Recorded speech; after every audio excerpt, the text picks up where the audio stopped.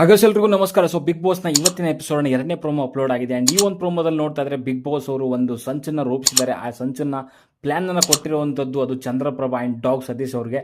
So ತಮ್ಮ ತಂಡದವರನ್ನೇ ಸೋಲಿಸೋಕೆ ಒಂದು master plan ನ ಮಾಡಿದ್ದಾರೆ ಬಿಗ್ ಬಾಸ್. ಅಂಡ್ ಆ ಪ್ಲಾನ್ ನ ಎಕ್ಸಿಕ್ಯೂಟ್ ಮಾಡಬೇಕಾಗಿರುವಂತದ್ದು ಅದು ಚಂದ್ರಪ್ರಭಾ ಅಂಡ್ ಡಾಗ್ ಸತೀಶ್.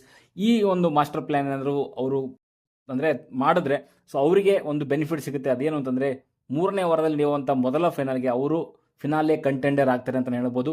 ತಮ್ಮ ತಂಡದವರನ್ನೇ ಸೋಲಿಸಬೇಕು ಅಂತಂದ್ರೆ ಇದು ಒಂದು ರೀತಿಯಲ್ಲಿ ಶಕುನಿ ಬುದ್ಧಿ ಅಂತಾನೆ ಹೇಳ್ಬೋದು. ಬಿಗ್ ಬಾಸ್ ಅವರು ತಮ್ಮ ಆಟನ ಶುರು ಹಚ್ಕೊಂಡಿದ್ದಾರೆ. ಟ್ವಿಸ್ಟ್ ಮೇಲೆ ಟ್ವಿಸ್ಟ್ ಒಂದು ರೀತಿಯಲ್ಲಿ. ಸೊ ಆಟದೊಳಗೆ ಇದು ಮತ್ತೊಂದು ಆಟ ಅಂತಾನೆ ಹೇಳ್ಬೋದು. ಅಂಡ್ ಇಲ್ಲಿ ಎಲ್ಲವೂ ಕೂಡ ಅನ್ಎಕ್ಸ್ಪೆಕ್ಟೆಡ್ ಅನ್ನೋವಂಥ ಒಂದು ಟ್ಯಾಗ್ ಲೈನ್ ಇಟ್ಕೊಂಡು ಈ ಸೀಸನ್ನ ಶುರು ಮಾಡಿರುವಂಥ ಬಿಗ್ ಬಾಸ್ ಅವರು ಸಿಕ್ಕಾಪಟ್ಟೆ ಒಂದು ಟ್ವಿಸ್ಟ್ಗಳನ್ನ ಕೊಡ್ತಾ ಇದ್ದಾರೆ. ಅದು ಮುಖ್ಯವಾಗಿ ಮೊದಲ ವಾರದಲ್ಲಿನೇ ಕೊಡ್ತಿರೋವಂಥದ್ದು ಒಂದು ರೀತಿಯಲ್ಲಿ ಅಚ್ಚರಿ ಮೂಡಿಸುವಂಥ ರೀತಿಯಲ್ಲಿದೆ.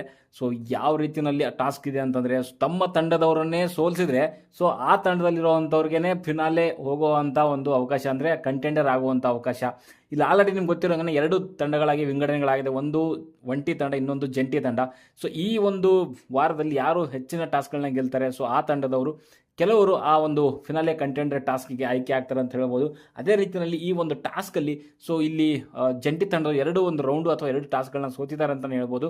ಸೊ ಇನ್ನೊಂದು ರೌಂಡ್ ಇನ್ನೊಂದು ಸಾರಿ ಸೋತ್ರೆ ಸೊ ಅವರು ಈ ಒಂದು ಟಾಸ್ಕಿಂದ ಸೋಲನ್ನು ಅನುಭವಿಸ್ತಾರೆ. ಆವಾಗ ಒಂದು ಚಂದ್ರಪ್ರಭಾ ಆ್ಯಂಡ್ ನಮ್ಮ ಡಾಗ್ ಸತೀಶ್ ಜೋಡಿ ಸೊ ಇವರು ಫಿನಾಲೆ ಕಂಟೆಂಡರ್ ಆಗ್ತಾರೆ ಅಂತ ಹೇಳ್ಬೋದು. ಅದಕ್ಕೋಸ್ಕರನೇ ಅಲ್ಲಿ ಚಂದ್ರಪ್ರಭಾ ಆ್ಯಂಡ್ ಡಾಗ್ ಸತೀಶ್ ಇಬ್ಬರು ಕೂಡ ಪ್ಲಾನ್ ಮಾಡಿಕೊಂಡು ಸೊ ನಮ್ಮ ತಂಡವನ್ನು ನಾವೇ ಸೋಲಿಸೋಣ, ನಮ್ಮ ತಂಡ ಮೂರನೇ ಬಾರಿನೂ ಕೂಡ ಸೋತ್ರೆ ನಾವು ಫಿನಾಲೆ ಕಂಟೆಂಡರ್ ಆಗ್ತೀವಿ ಅನ್ನೋದಕ್ಕೆ ಪಕ್ಕಾ ಪ್ಲ್ಯಾನ್ ಮಾಡಿ ಸೋಲಿಸ್ತಿದ್ದಾರೆ. ಅದಕ್ಕೋಸ್ಕರನೇ ಅಲ್ಲಿ ಏನು ಕೀ ತೊಗೊಂಡು ಬರಬೇಕು ಒಂದು ಫೌಂಟೇನ್ ಒಳಗಡೆ ಹೋಗಿ ಸೊ ನಾವು ಬೇಕು ಅಂತಲೇ ಡಿಲೇ ಮಾಡೋಣ ಅನ್ನೋ ರೀತಿಯಲ್ಲಿ ಪ್ಲ್ಯಾನ್ನ ಮಾಡ್ಕೊತಿದ್ದಾರೆ.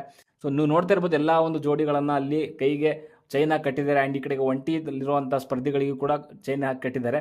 ಸೊ ಯಾರು ಆ ಫೌಂಟೇನ್ ಒಳಗಡೆಗೆ ಇಳಿದು ಸೊ ಬೇಗ ಕೀ ತಂದು ಅವರ ಕೀನ ಓಪನ್ ಮಾಡಿ ಸೊ ಇದೇ ರೀತಿಯಲ್ಲಿ ಯಾರು ಬೇಗ ಎಲ್ಲ ಕೀಗಳನ್ನು ಓಪನ್ ಮಾಡ್ಕೊತಾರೋ ಅವರು ಆ ತಂಡ ಸೊ ಈ ಒಂದು ಟಾಸ್ಕ್ ಗೆಲ್ಲುತ್ತೆ ಅಂತ ಹೇಳ್ಬೋದು. ಸೊ ಅದಕ್ಕೋಸ್ಕರನೇ ಇಲ್ಲಿ ಡಾಗ್ ಸತೀಶ್ ಆ್ಯಂಡ್ ಚಂದ್ರಪ್ರಭಾ ಸೋಲ್ಬೇಕು ಅಂತಾನೆ ಸೊ ಬೇಕು ಅಂತಾನೆ ಒಳಗಡೆಗೆ ಡಿಲೇ ಮಾಡ್ತಿದ್ದಾರೆ ಅಲ್ಲಿ. ಆ್ಯಂಡ್ ಕೆಳಗಡೆ ಕೂಡ ಹೋಗ್ತಾ ಇಲ್ಲ ಕೀ ಹುಡುಕಕ್ಕೆ, ಮೇಲ್ಮೇಲೆ ಹುಡುಕ್ತಿದ್ದಾರೆ. ಅಲ್ಲಿ ಕಾವ್ಯ ಹೇಳ್ತಿದ್ದಾರೆ ನೀವು ಒಳಗಡೆ ಹೋಗಬೇಕು ಅಂತೂ ಏನಿಲ್ಲ, ಮೇಲೆ ಇರಬೇಕು ಅಂತೇನಿಲ್ಲ, ಫಸ್ಟ್ ಕೀ ತಗೊಳ್ಳಿ ಅಂತ ಹೇಳ್ತಿದ್ದಾರೆ. ಬಟ್ ಅಲ್ಲಿ ಚಂದ್ರಪ್ರಭಾ ಕೇಳ್ತಾನೆ ಇಲ್ಲ.